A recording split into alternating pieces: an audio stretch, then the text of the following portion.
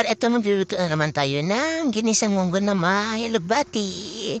So ayan guys, ang munggo nilagyan ko na ng karne kasi para lambutin ko na yan. Kasabay ng munggo. So ayan lang natin kumulo. Habang nagpapakulo ako, so ayan nag-ano nga ako ng alugbati guys, napaka-presko. Baring yan sa kapitbahay guys, binili ko 10 pesos. Sobrang dami na. So marami ang 10 and fresh from the farm. So bagong pitas talaga yan siya guys, kung nakikita nyo. So ayan, napakataba. So alugbati ang ilalagay natin sa ating ginisang munggo.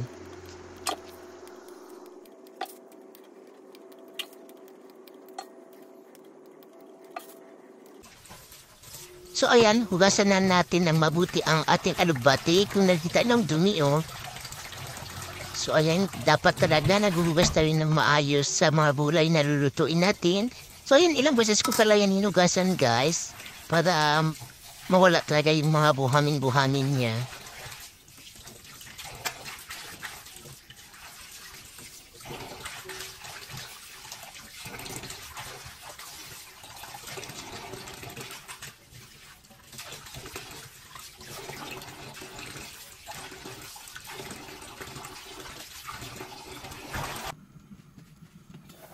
So ayan nga, kumukulo na at ayan luto na ang ating munggo at palambot na ang karne.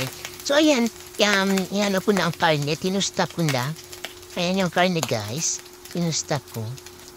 Then ilagay na natin ang kamatis, sibuyas at bawang. Pinaghalo-halo na natin dyan para isahan na lang sila. So ayan guys. So ayan na natin masustayan sila. So ayan, ilagay na natin ang ating natusta, karne at kamatis, sibuyas, bawang. Ayan. So, timplahan na natin yan guys. Lagay na natin ang pork cube. Tapos lagay natin ang asin. At maglagay tayo ng seasonings. So ayan guys, lagyan natin ang alugbati.